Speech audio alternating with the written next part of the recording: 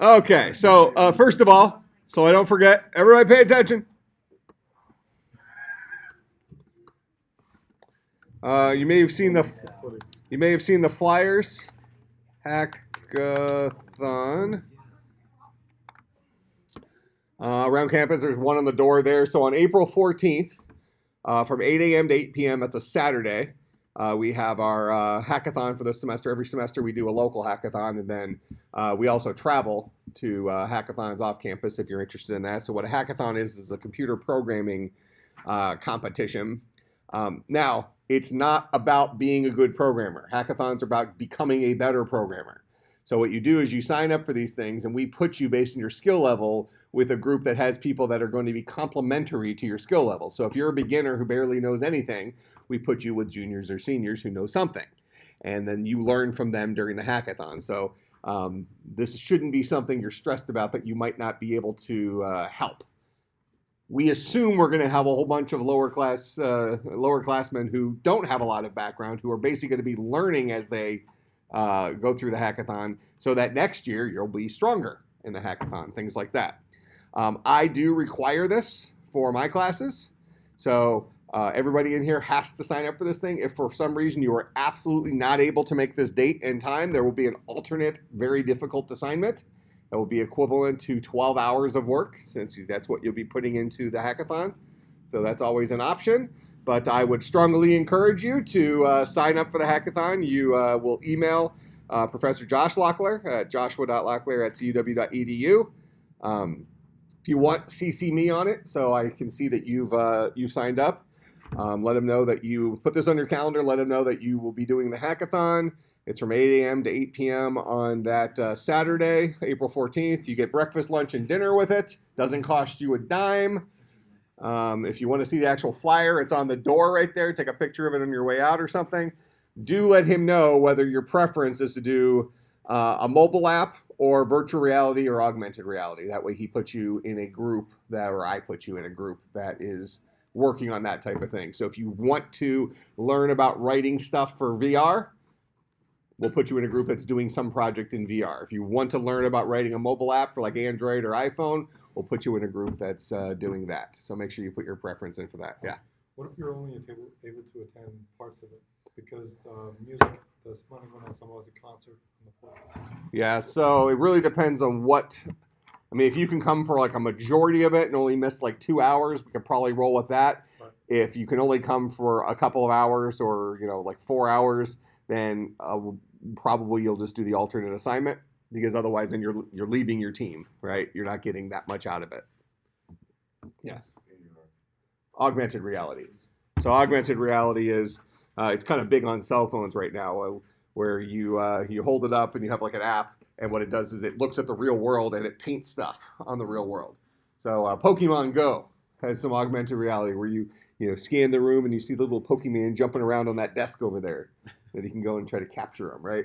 Or some of the more interesting apps might be if you want to see what a big screen TV would look like on this wall over here and how big of a TV you could put on this wall. You hold the app up, it gives you a little big screen TV. You can adjust the size of it. Maybe you want to see what a 65-inch TV would look like on that wall. You can place it and say, oh, was that too big or too small for that wall? And then you can go to Best Buy and buy the right size TV. That kind of stuff. So that's augmented reality, augments your reality, changes the stuff that's going on around you. That's going to be a very interesting thing moving forward, looking into what are interesting applications for augmented reality that we haven't considered yet.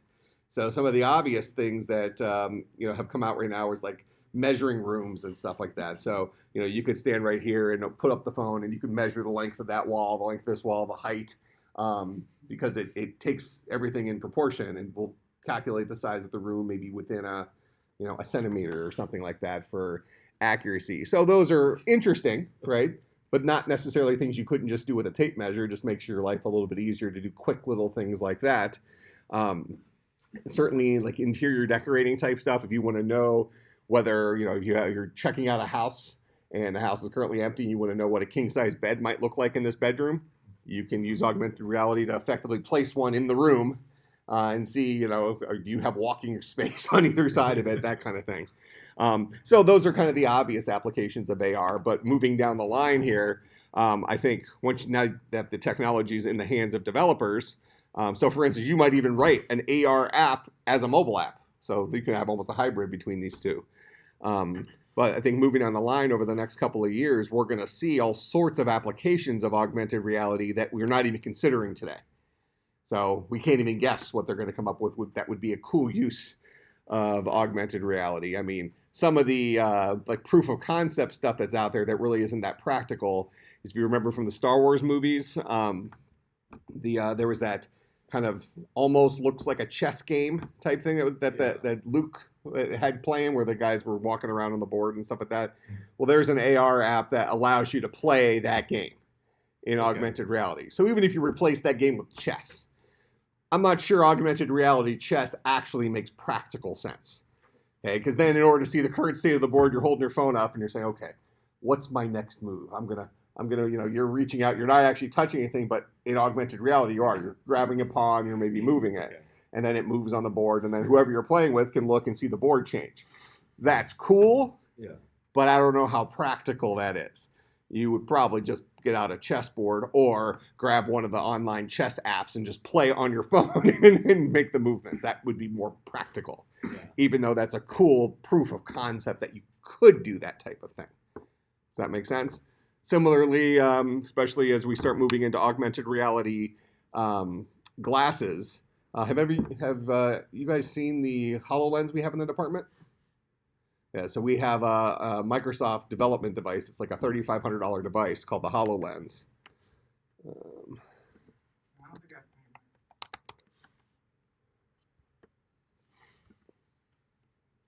This guy. So we have one of these. And so she could see the real world through here. So you can see her eyes. But the technology paints stuff on the real world. So you can, like one of our students in the senior seminar project last year did a tour of the department where you put this HoloLens on, you would walk through the department, and it would point out things in reality, point to pictures of faculty members, point to computers, show you the specs of it, that kind of stuff. So it augments your reality. And we'll see if these things turn into real things. So for example, somebody could be sitting here like this wearing a HoloLens, and they might see a big globe like this in their reality. Even though if we're all standing around, we're not going to see any globe hovering over the table. But they see it because it's being painted onto the real world. This is being used in industry for like auto repair and different industrial design stuff like that, where you have the HoloLens on and you look into the engine of a car and you might not necessarily know what's going on in there, but it'll point out all the interesting stuff and then say, okay, this hose needs to be hooked up here. So you just grab it and connect it where it says to connect it. So you don't need to know anything about cars in order to, basically paint by number or something like that. Cool technology. I don't know if we'll ever actually see it hit the consumer market, because right now the push is towards something called mixed reality.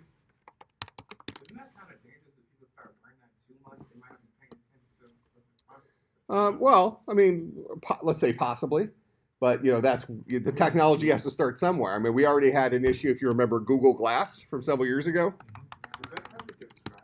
Yes, let's say it did, but it looks like it's trying to come back. So we have a couple of pairs of Google Glass in the department as well. So yeah, I have a pair. It's in my office, buried somewhere.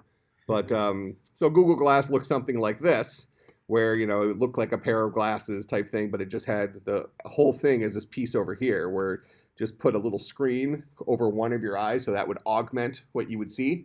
But really the main problem with this was the recording. So people can walk around and record and you don't know they're recording. So you didn't have like a red light on here or something like that. So nothing keeps somebody from walking through a locker room or something like that, secretly recording people. So then it became more of a privacy concern. But this is how new technology is created. Somebody starts off with an idea, they come out with it, people point out all the things that's wrong with it, but they also point out the things that's right.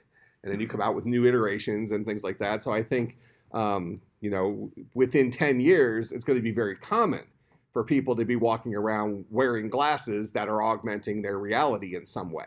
Mm-hmm.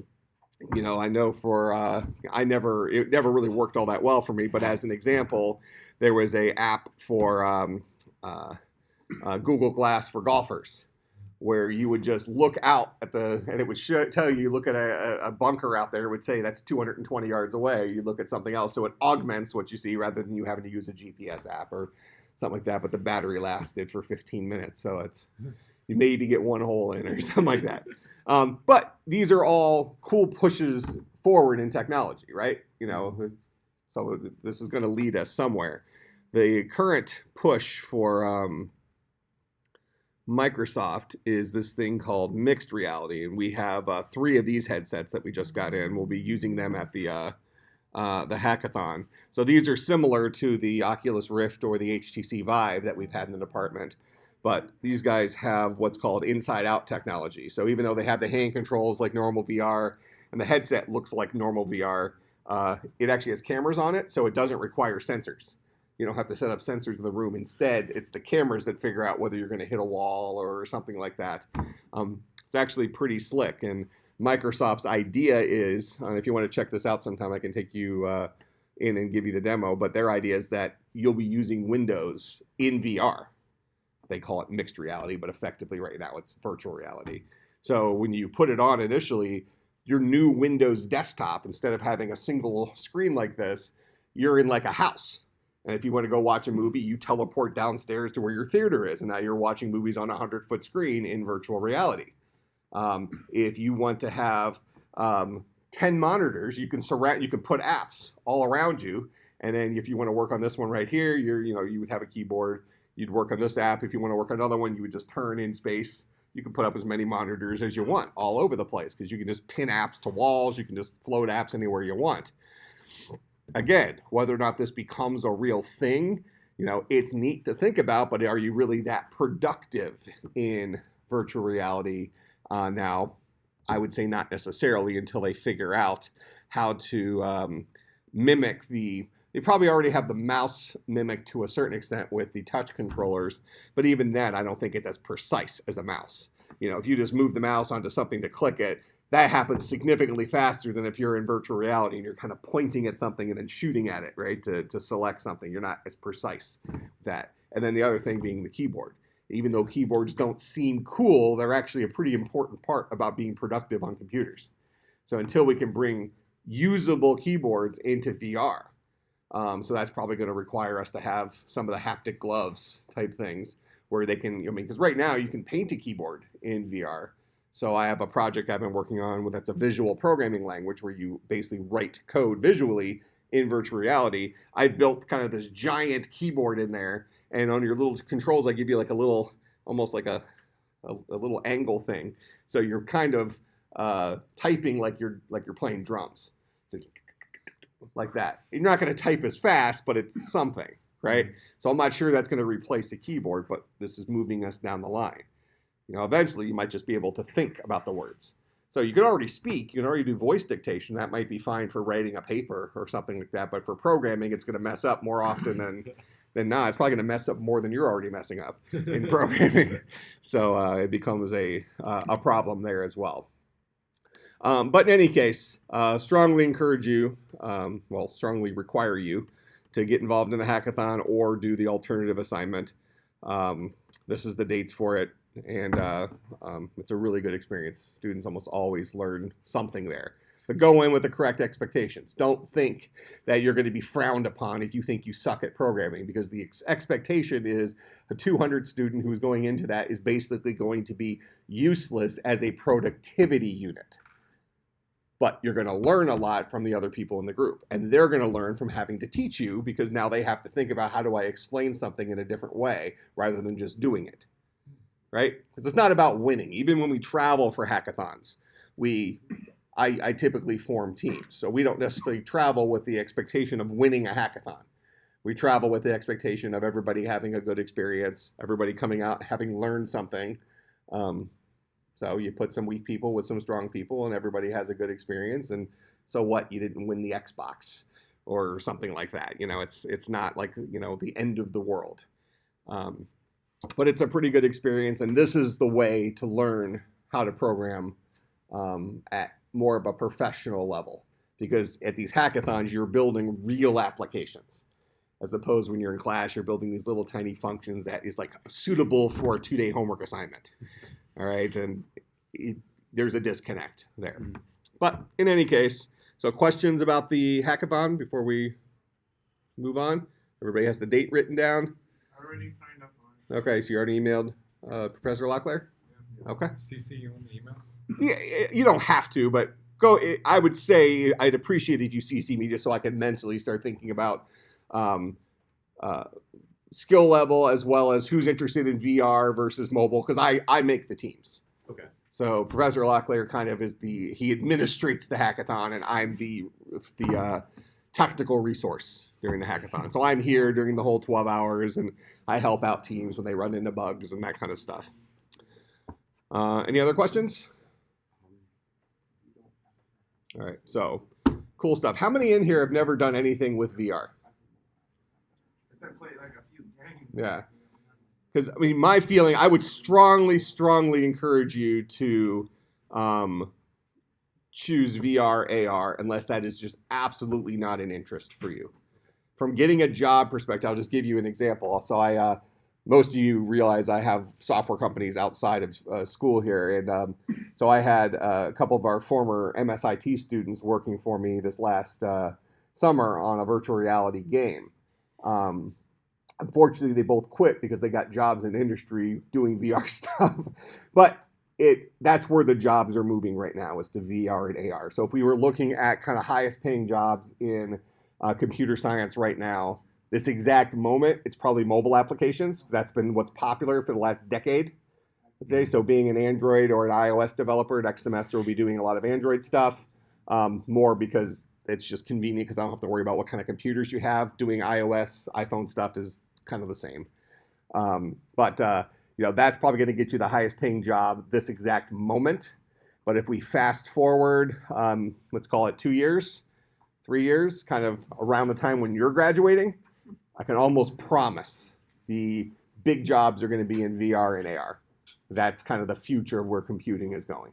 It's just going to get more and more realistic. And for those of you who have read the book Ready Player One or are going to see the movie Ready Player One, I think that's going to be much closer to what our reality is going to look like in 20 years than we might think, where people basically live their lives in a virtual world. It's a little bit scary, but I think it's also going to be true. I mean, think about how shopping has changed over the last 10 years. There's things that you used to run out to Best Buy to buy, where now you just order it off Amazon unless you needed it today, right? Buying online, is cheaper. So unless you needed it today, and even then, Amazon now, like in Milwaukee, you can get stuff today. So, that whole idea of shopping, you don't even have to get dressed to shop. I guess that's true. Just go and find your favorite Walmart in a low population town, and you can.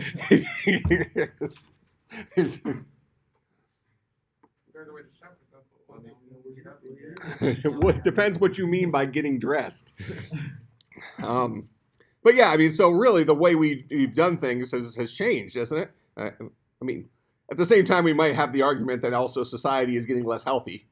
We're not actually moving as much. I remember when I was That's American society. well, but I think it's actually any westernized society that has technology. When I was a kid, if I wanted to, see if my friend could go out and ride bikes or something like that, you might call them on the phone. But more often than not, you just ride your bike over to their house and knock on the door, and say, hey, can Jeff come out and play? The mom opens the door. That doesn't happen anymore, right? Yeah. Now you're texting people, or there's play dates set up, or you just, the video games raise you. Video games or TV raise you. I mean, the world's just changed.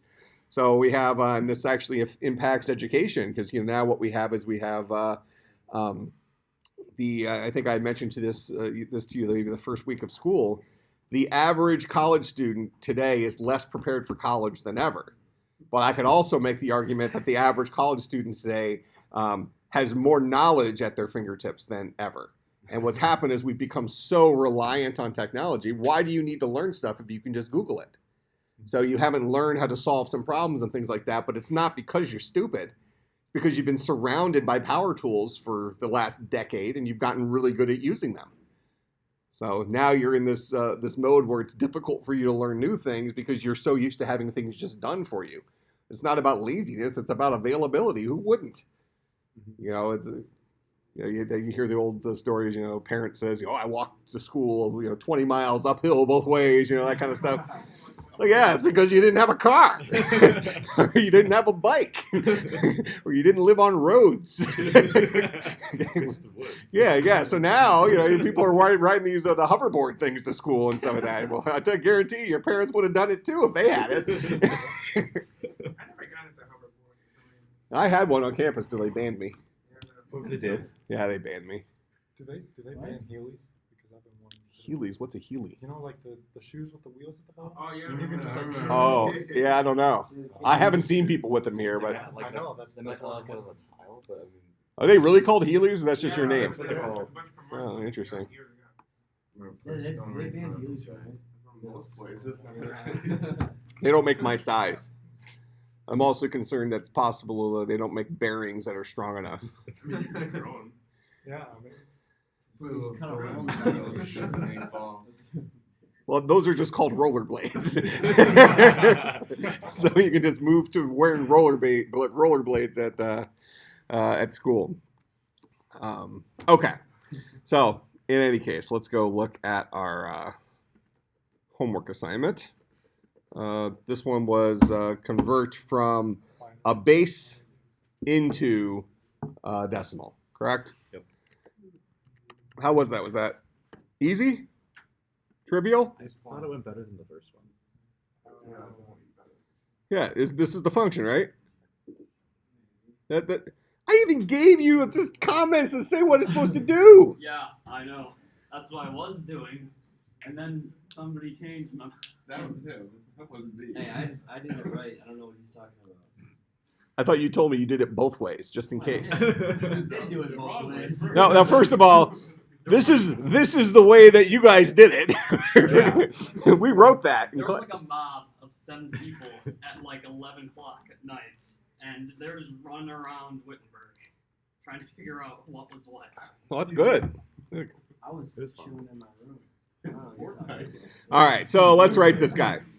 So decimal to base, or base to decimal rather. This is going to be our pattern where we walk the string from the end towards the beginning, right? So for example, if we use our BAD as our example, if BAD is passed in and we say that guy's in base 16, so we're giving those two pieces of information, we're going to walk this from end to beginning. So the D is in the ones place.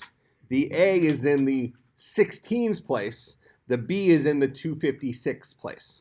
So that's 16 to the 0, 16 to the 1, 16 to the 2. So we'll start off the ones place, multiply by 16, multiply by 16. So we need to walk our string backwards, so from the end to the beginning.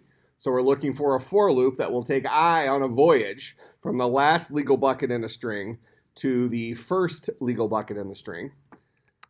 So that's our standard for I in range from value, or the length of value minus 1. That's the last legal bucket in our string. We want to go up to, but not including -1, or go down to, but not including -1, because the first legal bucket is 0. And we want to take steps of size -1. So if we had something whose last legal bucket was 5, we would go with 5, then 4, then 3, then 2, then 1, then 0, but we wouldn't include the -1. All right, so that's going to be our loop. Now, each time through, we're going to be multiplying the value that lives at a particular place in our string. That's going to be value at bucket I. Okay, so the first time in BAD, the value at bucket 2 is going to be a D. The value at bucket 1 will be an A. The value at bucket 0 will be a B. All right, and we're going to be multiplying that guy by the current place, which is 1. So we'll create a variable here called place. We'll start off as 1.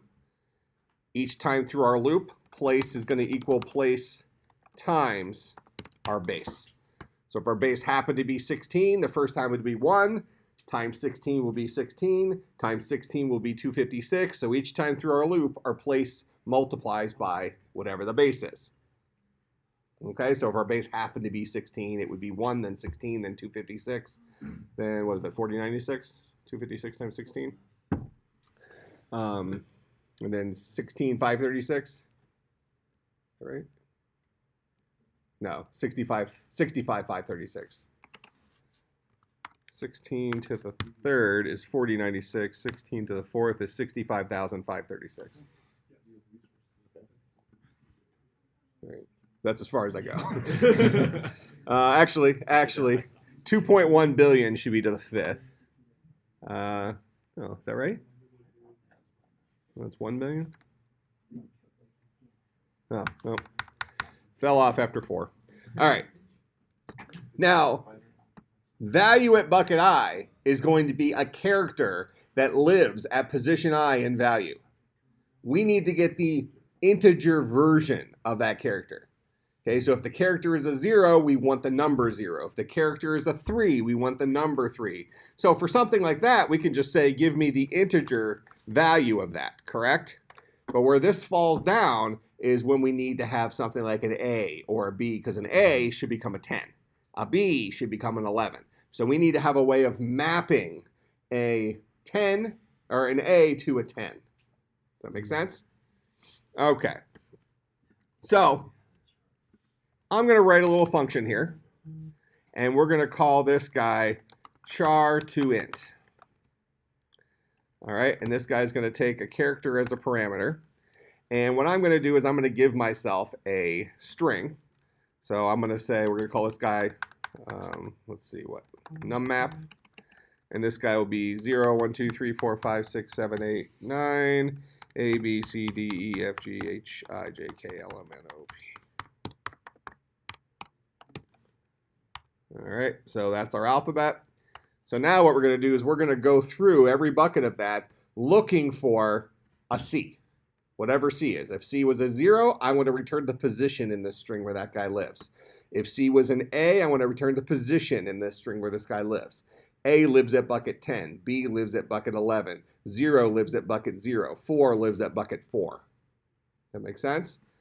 So I'm going to have my standard for loop. So for I in range of 0 to length of nummap,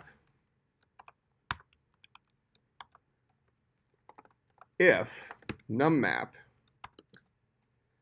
at bucket I is equivalent to C, go ahead and return I. All right, so that converts a character to its integer equivalent. So if I passed in an 8 here, the character 8. So if the input looked like this, 8. Actually, when I talk about characters, I'm probably talking about something like that. Python strings and chars are interchangeable. So if our input looks like an 8, we're going to start at bucket 0. Is that an 8? No. Is bucket 1 an 8? No. 2 and 8? No. 3 and 8? No. 4 and 8? No. 5 and 8? No. 6, 7. Is 8 and 8? Yes. What's the current value of I? It's 8. If I was searching for a B, and I was currently at 8, is 9 a B? No. Is A a B? No. Is B a B? Yes. What's the current value of I? It's 11. So I'll return the 11. Go ahead. So what if you didn't have a capital letter when you're writing the program? Yeah, so you could either assume that they gave you capital letters, or you would have to convert your letter into the capital version of it, or check for either. You know, so if you just assumed upper or lowercase, that's fine. I think in class I've been showing it all in uppercase, so that's the assumption I'm making. All right, so this is a little helper function that if you pass a character to it, it'll give you the integer equivalent. Okay. All right, so then down here, I'm going to have my sum. Sum is equal to 0.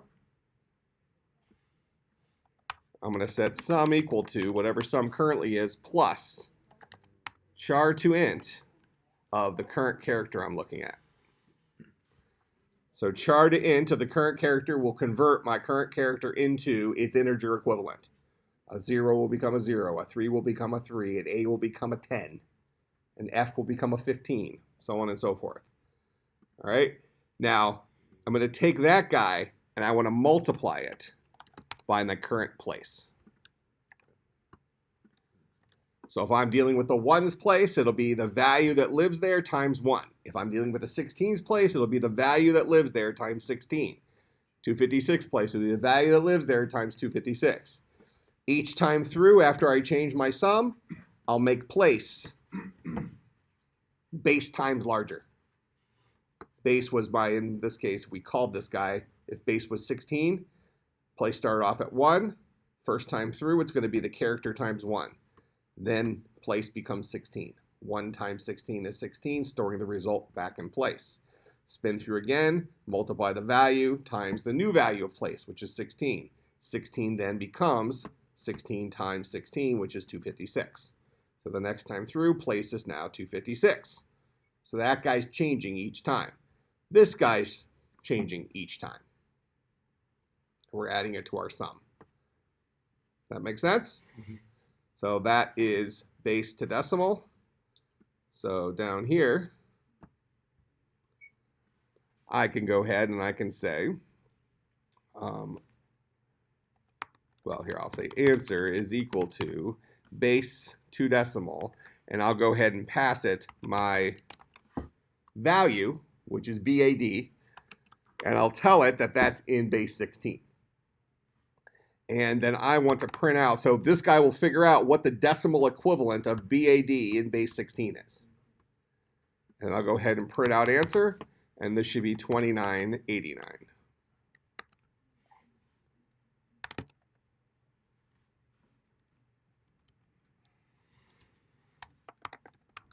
We're on the desktop here, right? Yeah.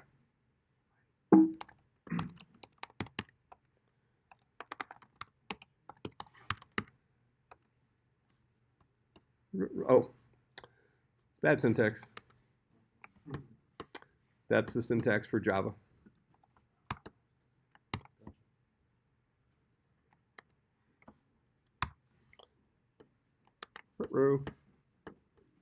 I never actually returned my answer here. So there I'm returning my sum after I finally sum up my answer. The sum actually holds your answer. This is building up sum, but I never actually returned it. That's why answer was equal to none, because this guy did not boil down to anything. There's my 2989. If I want to change this, if I want to say 127 in base 10, and I want to convert that to base 10, it should give me a 127, but it's actually going through the algorithm and calculating it, right? So there's my 127. If I want BAD, and I tell them that that's currently in base 21, and I want the decimal version of that, that's 5,074. Make sense? Mm-hmm. All right, so this is the solution to the homework. So that code, along with some way of mapping from characters to... now, did the book introduce a function called find? No, I don't think so. Okay. I think there's a function called find. Oh, this is... Wrong book.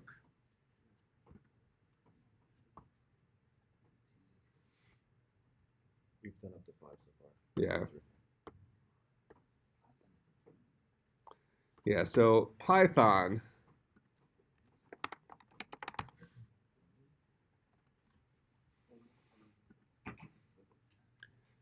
There's a find function that I believe returns the, well, here, I can just test it.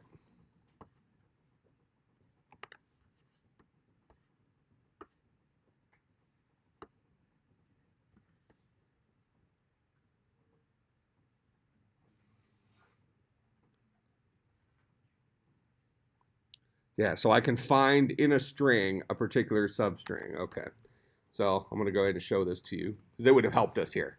Okay. So I'm going to go ahead, I'm going to print out, let's give myself a I'll say S is equal to hello. Mhm. All right, and then I'm going to say print find in S the H, and that should give me a 0. The first location of H is bucket 0 in hello. Oh, find is not defined. Is that a Python 2 thing only? You have to do str dot.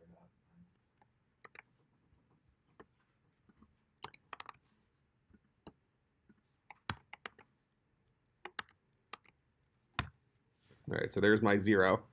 So in Python 2.7, the find function is just available. Otherwise, you had to use the string library to. So in Python 3, you have to use the string library and say, call the string library's find function, pass it the string, pass it the thing you're looking for, and it will return the first position in that string that it finds it. So H is at bucket 0. If I say L, it'll give me the first position of L, which is 0, 1, 2. So even though there's an L at 2 and 3, this guy will return 2.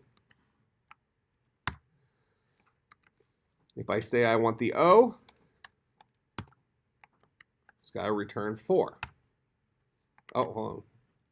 Except I'm searching for a 0. This is the next thing I'm going to show you. The O is at 4. If I ask it to find something, it's not in there. So I'm looking for a Z inside the string hello. Z is not found, so the find function here returns a -1. -1 means it was not found. Okay. That makes sense? So let's add this to our toolbox because it's going to be a handy thing. So str.find, this takes a string and a search val. And this guy returns pos of first occurrence of search val or -1 if not found.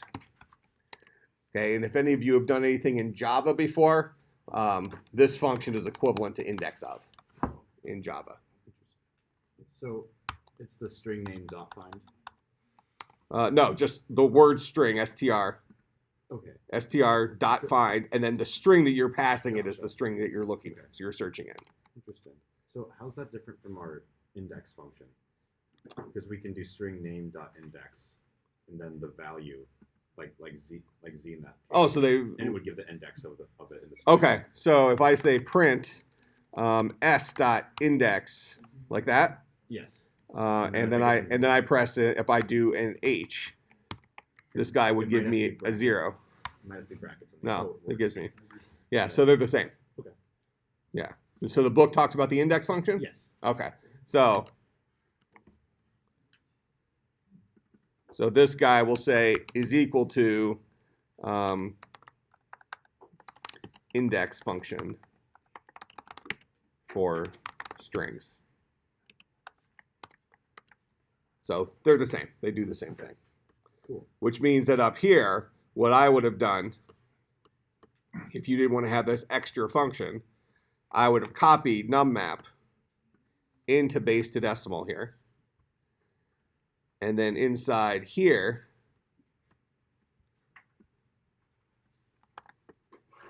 since I know it's going to be found, I would have said nummap.index of that guy.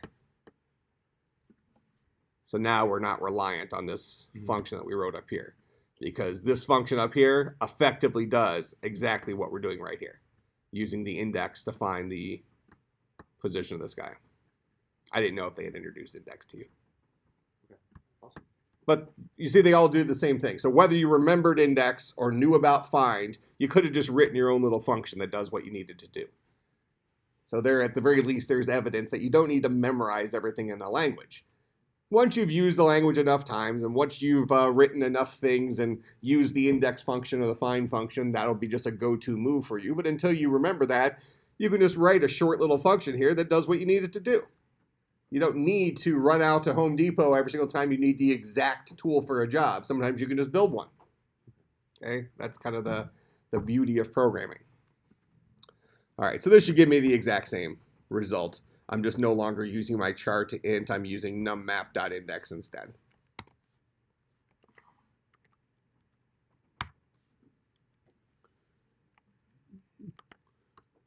I need to close parenthesis there.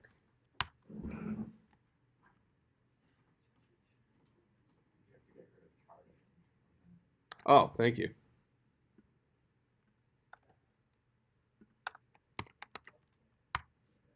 There's our 5,074.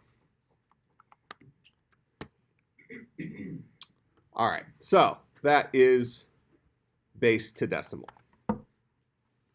Questions about that? So let me go ahead and throw that on Slack.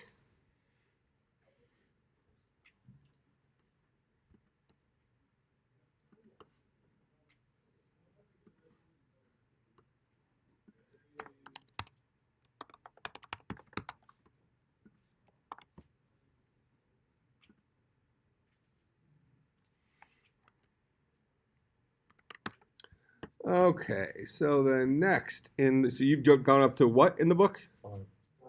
5, but we've talked about functions. So you haven't read about functions, but we've talked about functions. Okay.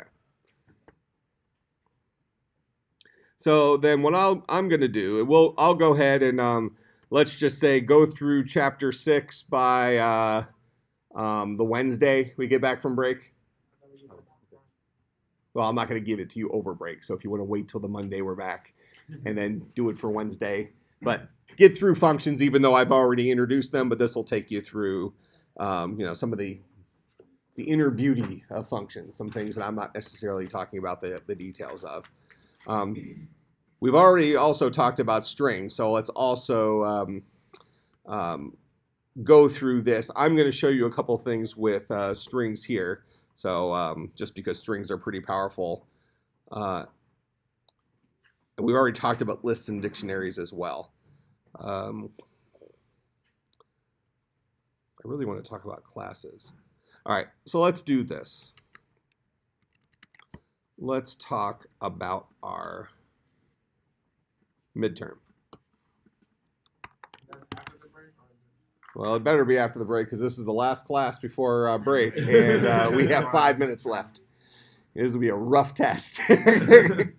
It's like everybody empty your wallets. Let's see what your grade is worth. I get my Falcon points. You start donating meal swipes. I got 200 meal swipes. I got $200. He's gonna go once. It's going. All right. So midterm. Let's do this guy on. We do Monday right after break. That would be I was the thinking, 8th. sure. That'd be the 9th. We're not doing it Monday right after break. So let's see.